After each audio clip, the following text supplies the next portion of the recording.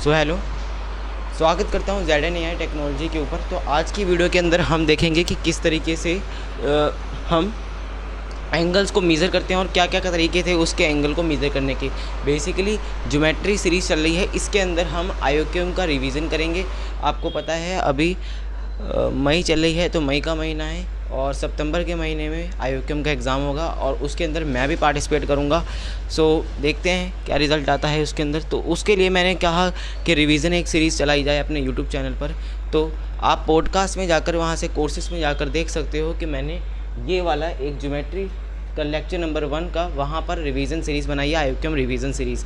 उसके अंदर आपको सारे लेक्चर मिलेंगे और जहाँ से मैं अपने लेक्चर देखता हूँ और उसके बाद यहाँ पर आकर रिवाइज़ करता हूँ, यूट्यूब चैनल पर उसकी वीडियो बनाता हूँ। तो इसकी वीडियोज़ आपको डेली मिलती होंगी। चलिए स्टार्ट करते हैं लेक्चर को। सो लेक्चर में क्या है, सबसे पहले हमें देखना है कि ज्योमेट्री है क्या। हम इसके अंदर फिगर्स के बारे में पढ़ते हैं। तो सबसे पहले इसके अंदर पार्ट आता है हमारा एंगल। एंगल क्या है? एंगल होता है मेजरिंग ऑफ रोटेशन, यानी कि किसी भी चीज़ का 2 लाइंस का अगर घूमना है, यहाँ से अमाउंट ऑफ रोटेशन जो इसका हुआ है 2 लाइंस का। फॉर एग्जांपल के लिए ये मैंने मान ली कि ये लाइन, ये जो पॉइंट है वो O पॉइंट है और ये जो लाइन है वो A है और ये वाली लाइन B है। तो ये जो रोटेशन होगी, वो अमाउंट ऑफ रोटेशन जो होगी वही हमारा एंगल कहलाएगा। ठीक है, यानी कि measuring of rotation is called angle. ठीक है, सो इसको हम एंगल कह देते हैं। अब एंगल के भी आगे जाकर 2 टाइप्स आते हैं, एक होता है पॉजिटिव और एक होता है नेगेटिव।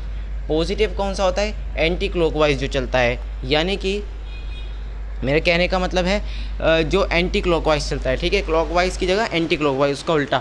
और जो क्लॉकवाइज चलता है उसको हम नेगेटिव बोल देते हैं। ठीक है, ये होता है हमारा एंगल।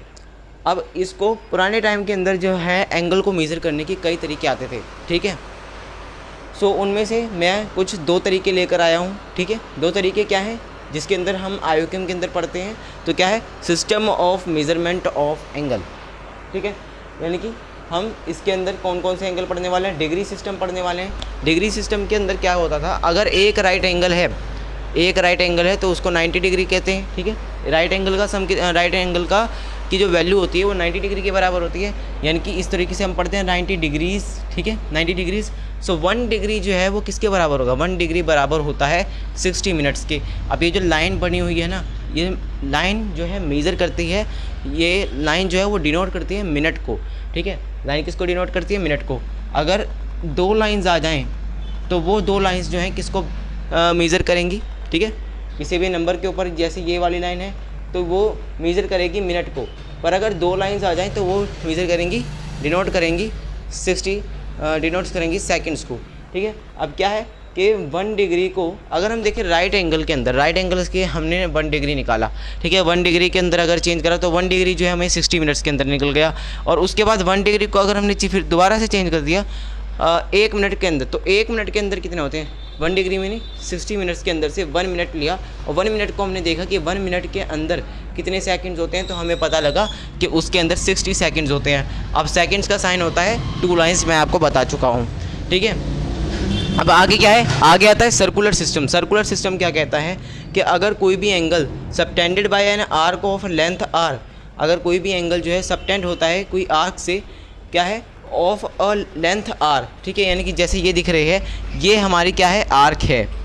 ठीक है, ये जितना भी बना हुआ है ये आर्क है और ये आर्क के अंदर ऑफ लेंथ आर, यानी कि ये चीज़ें हैं, ये जो लाइंस हैं, मान के चलो O A और O से B। अब ये जो OA है वो भी रेडियस को बिलोंग करता है और ये ऑलमोस्ट ये जो है रेडियस को बिलोंग करता है, और ये वाली जो OB लाइन है वो भी रेडियस को, यानी कि इसे हम ऐसे कह सकते हैं जो OA है वो बराबर है रेडियस के, और ये छोटा r कर देता हूँ। ठीक है, OA बराबर है रेडियस के और OB के भी, यानी कि ये दोनों जो है रेडियस के बराबर हैं। ठीक है, ये 2 लाइंस बनेंगी।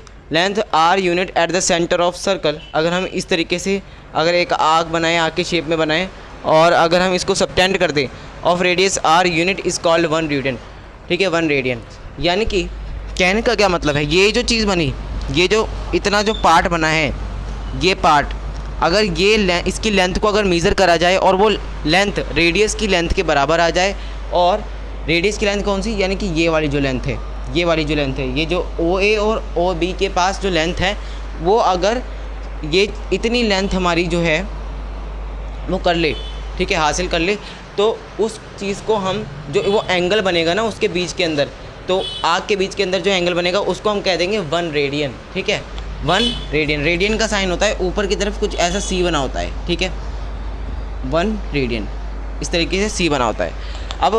अब उन्होंने मेज़र कैसे करा है एंगल को? एंगल को मेज़र करने के लिए उन्होंने क्या करा, एक सर्कल बनाया, सर्कल को यहाँ पे इन्होंने 4 पार्ट्स में डिवाइड करा बाय यूजिंग 2 लाइंस, ठीक है। ये 2 लाइंस जो आपस में इंटरसेक्ट कर रही हैं, अब ये लाइंस के बीच में जो है 90 डिग्री का एंगल बन रहा है चारों तरफ, ठीक है। इस तरफ भी 90 डिग्री का बन रहा है, इस तरफ भी 90 डिग्री का बन रहा है, इस तरफ भी, इस तरफ भी।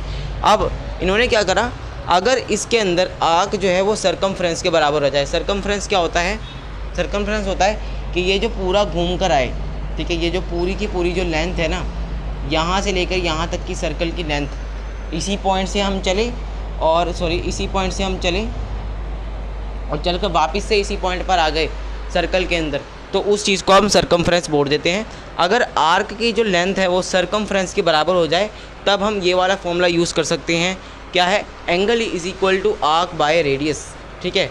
Angle is equal to angle की वैल्यू जो है वो आर्क बाय रेडियस है, पर उसके बाद अगर ये आर्क और सरकमफ्रेंस आपस में बराबर हो जाएं तो उस केस में हम क्या करेंगे, 4 राइट एंगल्स को इक्वल कर देंगे सरकमफ्रेंस अपॉन रेडियस को, ठीक है, रेडियस की।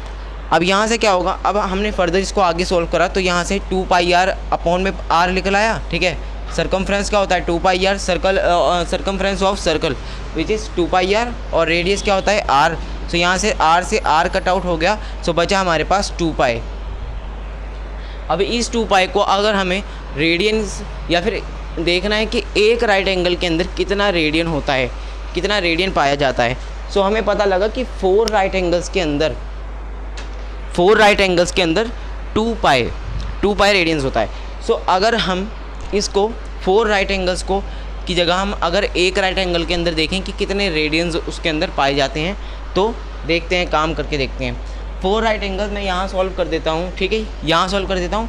अगर 4 राइट एंगल्स के अंदर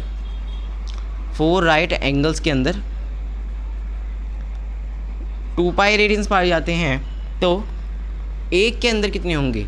1 right angle is equal to 2 by 4। ये 4 जो है मैंने नीचे कर दिया, ठीक है, मल्टीप्लाई में चीज़ होती है तो वो नीचे जाकर डिवाइड में हो जाती है। 2 से 4 गया, यहाँ से हो जाएगा 2, सो ये हो जाएगा पाई बाय 2, यानी कि एक राइट एंगल के अंदर पाई बाय 2 रेडियंस होते हैं। अगर हम कहें कि पाई बाय 2 रेडियंस के अंदर कितने एंगल कहें कि कितनी डिग्रीज होती हैं, तो हम कहेंगे 90 डिग्री, या फिर कहें राइट एंगल बनता है उसके अंदर, ठीक है। तो ये था आज का केस। अगले वीडियो के अंदर हम पढ़ेंगे कि किस तरीके से रेडियन को हम डिग्रीज़ में कन्वर्ट कर सकते हैं, डिग्रीज़ को रेडियंस में कन्वर्ट कर सकते हैं, और ट्रिग्नोमेट्री के बारे में भी जानेंगे। तो मिलते हैं अगली वीडियो में।